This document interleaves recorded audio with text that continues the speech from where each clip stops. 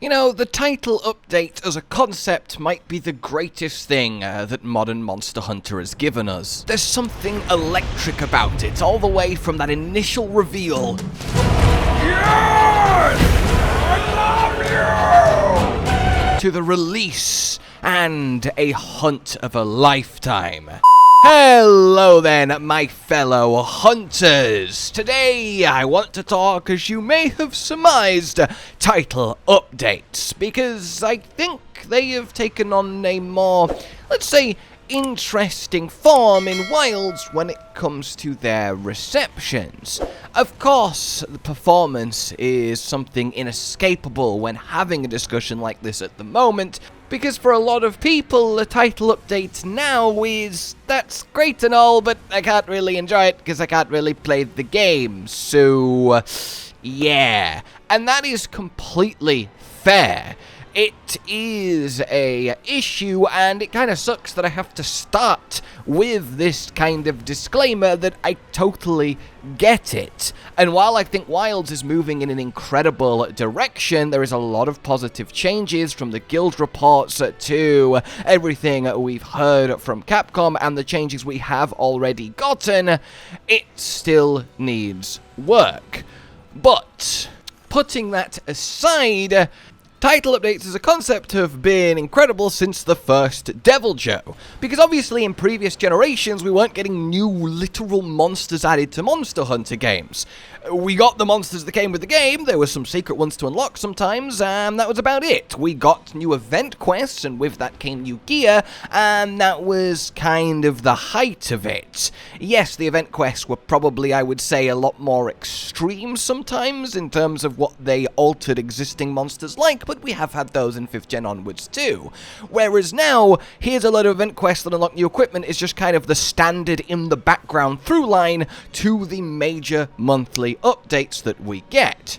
And the one thing that I think is worth addressing straight away is a little sort of sentiment I've seen from a few people, definitely a minority, but that doesn't mean it shouldn't be, you know, discussed, is, well, we don't really want title updates or need them. Everything in a title update should just be part of the base game, and then we don't get any more updates. And to that, I've got two main points. The first is that if everything that was going to be in title updates was in the base game, people would then still want title updates, so we'd just have a meatier base game, which is obviously great. We'd want every monster in the series in the game and 100 new ones, but we have to keep it realistic, and then we'd still, as I say, want title updates, because that's not only the expectation now, I think it is a genuinely good and better way to do things. Having this sort of ebb and flow of the current Monster Hunter game is positive. It's nice to come back every couple of months,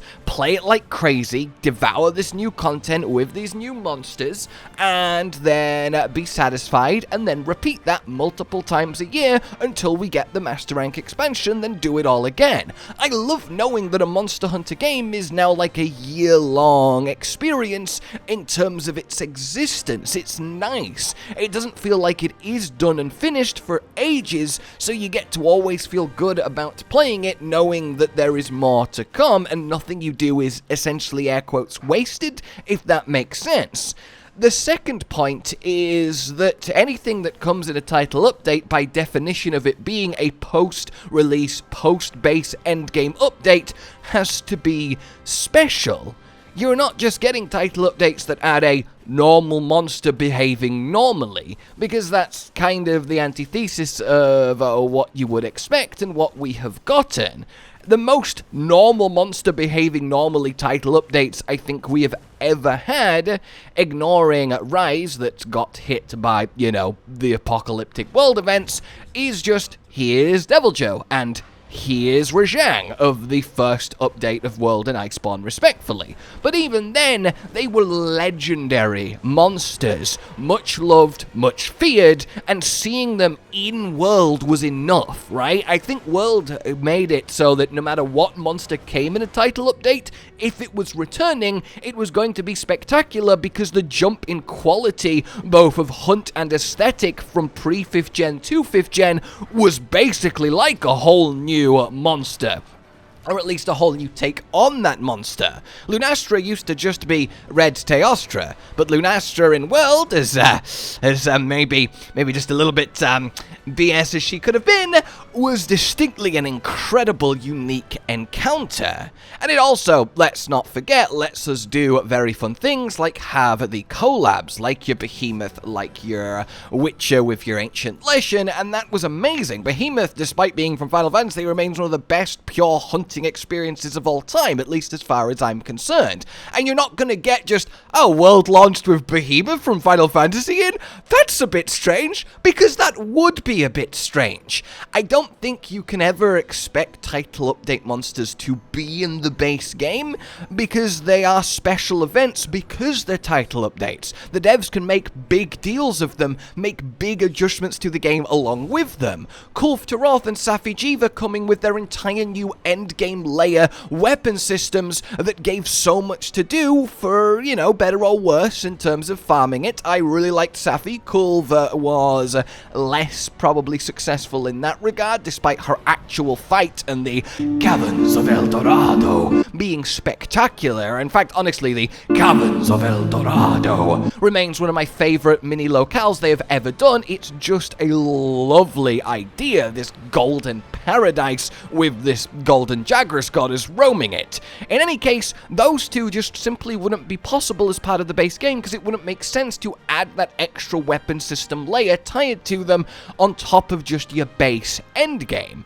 So I think title updates not only are amazing for, as I say, this ebb or flow and excitement, they are amazing for adding slowly to the core experience, the core loop, as we progress through the game.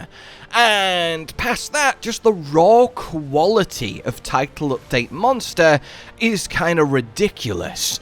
I don't think there's an accident that most people's, I would say, favorite fights in 5th gen onwards modern Monster Hunter are probably gonna be in title updates. Your Fatalis, your Elatrion, your Raging Brachydios, oh my god!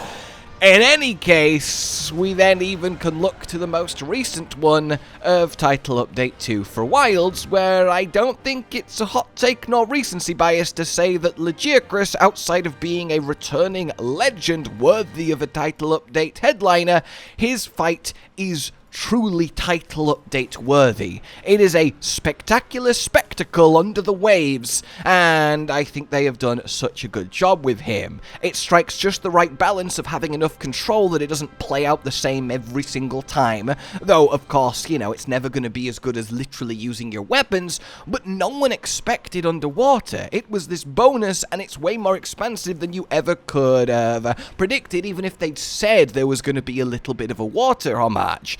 Legircris feels like a proper endgame bossy spectacle monster, despite being air quotes just a Legircris. And you can't do that if you don't do it in title update form, because otherwise you're then asking, why does Legircris get this cool signature underwater sequence and none of the other monsters in the game, except maybe the end boss, gets something that cool? That doesn't make any sense. But in a title update, you're like, damn yeah, that makes sense, of course, he's headlining a title update, let's give him all the bells and whistles. And that's really, really nice. I also think it's nice from a gear and armor and set building perspective, knowing that multiple times in the life cycle of the current Monster Hunter game, you can come back, theory craft new sets, upgrade our damage output, have new fun options, instead of it's all there instantly and you're immediately in the best set, and that's just the same until the Master Rank expansion. That's really, really nice. And that's all we used to have to wait for. We had the base high rank game, and then we just waited for Master Rank as one massive, obviously, expansion, and then you're kind of done, as opposed to getting lots of little increments along the way. And I think just it's really, really nice. But I don't think I need to spend 10 minutes convincing anyone why title updates are a, let's be honest, massively positive force for Monster Hunter. But what I really wanted to talk about is that Wilds is using them even better than World, Rise, Sunbreak, and Iceborne, because it's using them to improve the game meaningfully. It took till deep into Iceborne for layered weapons in World Born, and we have them now on Title Update Update 2. Of course, it's easy to say that should have been part of the base game, and I don't disagree. That would have been ideal, and it's a interesting thing that wasn't thought about or considered, or maybe it was. It's impossible to say. But we are specifically getting proper changes. Just look at the weapons. Hammer mains everywhere rejoice at having essentially a whole new kit to play with. Catapulting hammer from one of the more dud weapon movesets from Wild, sadly, to one of the best. We've never got deep weapon buffs and nerfs and balance changes and mechanical implementations before, but now we kind of are. And obviously title updates come bundled with your arch-tempers and your festivals. It's technically part of that cycle, so that's always a thing as well. But even just adding quality of life mechanics, obviously yes, performance improvements, but I think the baseline point here is that Monster Hunter Wilds title updates, unlike the previous games, at least to an extent, are not just adding cool new monsters and stuff, but they're also meaningfully improving the actual foundation of the game, and that's really, really nice. It's easy to be cynical and just have this kind of, yep, well, too little, too late attitude, but I think in a more realistic way, the devs obviously want this game to be as good as it can be. The devs obviously love Monster Hunter, and they take on feedback so readily and implement it so readily. We only have Fatalis in Iceborne because we wanted it, and the devs were like, you know what? Alright then. Title update content gets changed and altered all the time based on what we're saying about the current game.